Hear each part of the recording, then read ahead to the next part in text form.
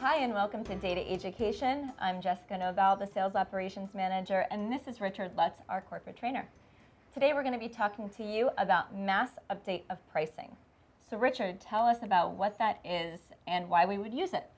Mass update of price is a tool used to adjust prices for maybe a sale or other instances in which you'd want to raise or lower prices.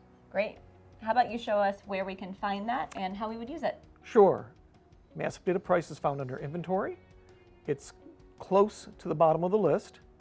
When you click on that, you're going to be presented with a utility, a tool. Okay. Most likely, you're not going to be updating the prices of everything in the store. Sure. So we would uncheck all items and select an item type, such as bicycles. Sure. Maybe you want to lower bikes because it's coming up on fall, and we don't want to roll bicycles in and out of the pawn shop all winter. Sounds good. Okay. Or you may want to update the prices on items in a particular location or a bin. Okay.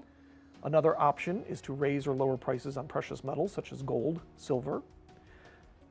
We can also do aged inventory. Okay. And how would that be useful for aged inventory? Well, if you have items that have been in the shop for more than a year, that was probably a bad investment. You want to get that item turned over, even if we have to sell it at maybe even a loss, in order to turn that money into money that we can now lend and definitely make money on. Perfect. So for a quick recap, today we talked about the mass update of pricing. This can be used to discount items when you have a sale or for aged inventory, or you can also use it to raise prices when your sale is over or if you're using it on precious metals if necessary.